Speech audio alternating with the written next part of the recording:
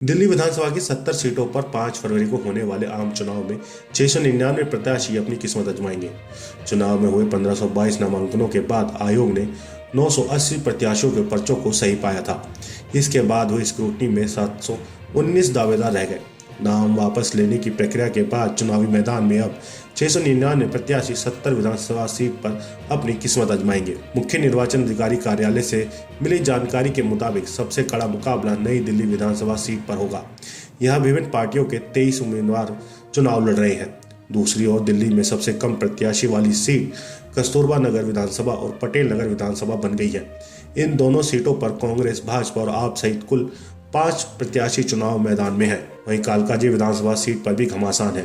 यहाँ कांग्रेस, भाजपा के धुरंधरों के अलावा आप प्रत्याशी को टक्कर देने के लिए 10 अन्य प्रत्याशी भी मैदान में हैं। इस तरह से जंगपुरा विधानसभा सीट पर 9 प्रत्याशी चुनावी मैदान में हैं। दूसरी तरफ ग्रेटर कैलाश, त्रिनगर, तिलकनगर विधानसभा सीट में 6 प्रत्याशी चुनावी दंगल में हैं, जबकि चांदनी चौक, त्रिलोकपुरी, कृष्णानगर, दिल्ली कैंट, राजेंद्र नगर, नरेला, बवाना, शकूरपुर, बस्ती, मालवीय नगर, देवली और पालम में 7-7 उम्मीदवार मैदान में हैं। दक्षिणी दिल्ली लोकसभा क्षेत्र के अंतर्गत आने वाली 10 विधानसभा सीटों पर भाजपा, आप और कांग्रेस ने 12 नए सुरमाओं को चुनावी मैदान में उतारा है। दलों के नए उम्मीदवारों को टिकट देने की रणनीति कितनी सफल होगी, इसका तो परिणाम चुनाव के नतीजे आने के बाद ही पता लगेगा। विधानसभा चुनाव 2020 में बदरपुर बॉर्डर से कांग्रेस ने अपने उम्मीदवार के रूप में प्रमोद कुमार यादव को टिकट दिया था, जिनकी जमानत जब्त हो गई थी। इस बार पार्टी ने नए और युवा चेहरे अर्जुन भड़ाना को टिकट दिया है। अर्जुन भड़ाना पूर्व सांसद अवतार सिंह भड़ाना के पुत्र और पहली बार चुनाव लड़ रहे हैं। ओखला विधानसभा सीट से इस बार भाजपा और कांग्रेस ने विधानसभा 2022 के अपने उम्मीदवारों को मैदान में नहीं उतारा।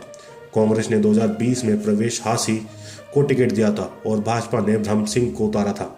दोनों उम्मीदवारों की जमानत भी नहीं बच पाई थी। इसलिए इस बार कांग्रेस ने अपने नए उम्मीदवारों के रूप में अरबी खान और भाजपा ने मनीष चौधरी को मौका दिया है। दोनों अपनी अपनी पार्टी से निगम पार्षद हैं। अपने अपने वार्ड में लगातार मतदाताओं से किसी न किसी काम से जुड़े रहते हैं। दोनों दलों को विश्वास है कि उनके उम्मीदवार चुनाव में उनकी नाव को जरूर पार लगाएंगे। महरौली विधानसभा क्षेत्र से आपने मौजूदा विधायक नरेश यादव को टिकट काटकर महेंद्र चौधरी को दिया है। इस सीट पर भाजपा ने कुसुम को टिकट काटकर गजेंद्र यादव को मैदान में उतारा है। मालवीय नगर से कांग्रेस ने नए प्रत्याशी के रूप में जितेंद्र कोचर को, तो संगम विहार से नए चेहरे हर्ष चौधरी को टिकट दिया है। कस्तूरबा नगर से आपने नए उम्मीदवार रमेश को टिकट दिया है। अंबेडकर नगर से कांग्रेस ने जयप्रकाश को उतारा है। देवली विधानसभा क्षेत्र से भाजपा ने अपने गठबंधन के सहयोगी दल लोक जनशक्ति पार्टी को चुनाव लड़ने के लिए समझौते के तहत मौका दिया है। एलजेपी ने दीपक तंवर, कांग्रेस ने राजेश चौहान व आप ने प्रेम कुमार को मैदान में उतारा है। यह तीनों प्रत्याशी पहली बार चुनाव लड़ रहे हैं।